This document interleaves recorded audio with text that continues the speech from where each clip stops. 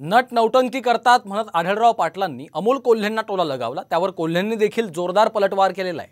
दुसरीकडे अभिनेता गोविंदानं शिंदेंच्या शिवसेनेमध्ये प्रवेश केलाय, तर भाजपनं देखील अभिनेत्री कंगना रनौतला लोकसभेच्या मैदानात उतरवलेलं आहे। त्यामुळे लोकसभेच्या राजकीय मैदानामध्ये सेलिब्रिटींचा अभिनय पाहायला मिळणार आहे। पाहूया त्या रिपोर्टमधून।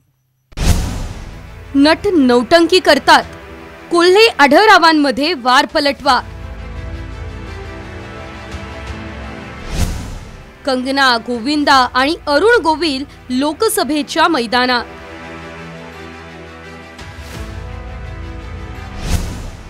मोदींच्या हॅट्रिकसाठी भाजपाचं सेलिब्रिटी कार्ड।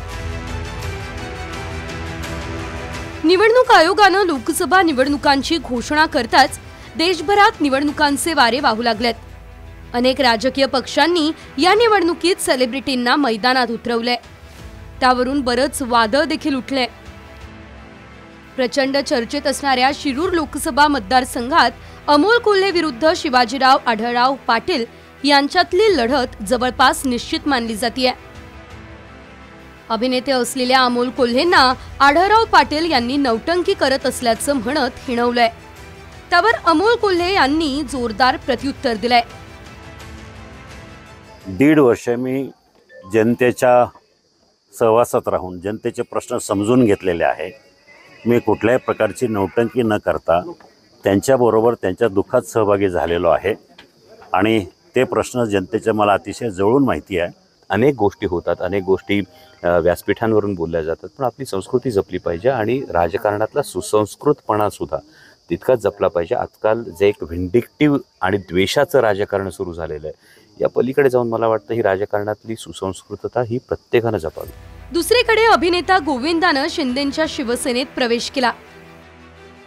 चित्रपटातून घरोघरी पोहोचलेल्या गोविंदाला राजकीय आखाड्यात उतरवण्याचा शिंदेंच्या शिवसेनेचा प्लॅन आहे। मुंबई उत्तर पश्चिम लोकसभा मतदारसंघातून अभिनेता गोविंदाला शिवसेनेकडून उमेदवारी मिळण्याची दाट शक्यता आहे। चुनाव के लिए नहीं आए, टिकट भी नहीं चाहिए। उन्होंने पहले मुझे कहा कि कोई टिकट विकट नहीं चाहिए। मैं बोला मेट्रो का तो टिकट निकालना पड़ेगा। बोले वो चलेगा, चुनाव का टिकट नहीं चाहिए। आपल्या पक्षाचे स्टार प्रचारक म्हणून काम करतील। भाजपानं लोकसभेच्या रिंगणात यावेळेस अनेक अभिनेते अभिनेत्री यांना उतरवलंय। हिमाचल प्रदेशच्या मंडी येथून अभिनेत्री कंगना रनौतला भाजपानं लोकसभेचं तिकीट दिलंय। त्याशिवाय उत्तर प्रदेशमधील मीरत या ठिकाणानं अभिनेते अरुण गोविल यांना भाजपानं लोकसभेची उमेदवारी दिली आहे। लोकसभेच्या पिक्चरमध्ये सेलिब्रिटींची चलती असतानाच अजित पवार यांनी सेलिब्रिटी उमेदवारांचं सांगितलेलं गुपित आठवतं।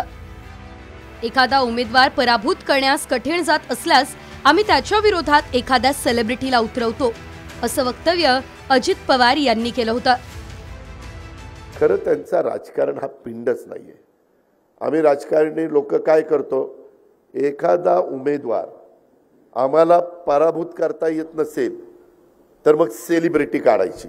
थोडे दिवस आपल्याला पण नवीन माणूस आला, याला चांगला दिसायला पिळबिळ मिशावर मारला की काय दिसतंय राजबंडा घडी, आणि ते आपण देतो, बटणं दाबतो। त्याच्यात आमच्याही चुका आहे की आपण ज्या सर्वांची उदाहरणं दिली, यातील एकाही सेलिब्रिटी झालेल्या खासदाराला संसद रत्न पुरस्कार मिळाल्याचं माझ्या ऐकिवात नाही। आणि शिरूर लोकसभा मतदारसंघातील मायबाप जनतेच्या आशीर्वादानं त्यांचे प्रश्न हिरिरीनं मांडत असताना पहिल्याच टर्ममध्ये तब्बल 3 वेळा संसद रत्न पुरस्कार हा मला मिळालेला आहे।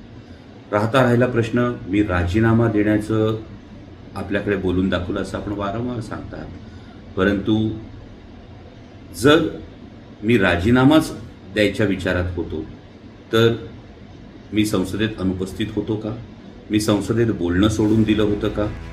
बऱ्याचदा सेलिब्रिटी कार्ड उपयोगाचं ठरतं, त्यामुळे येत्या लोकसभा निवडणुकीत सेलिब्रिटी किती फायदेशीर ठरणार हे पाहणं महत्त्वाचं आहे।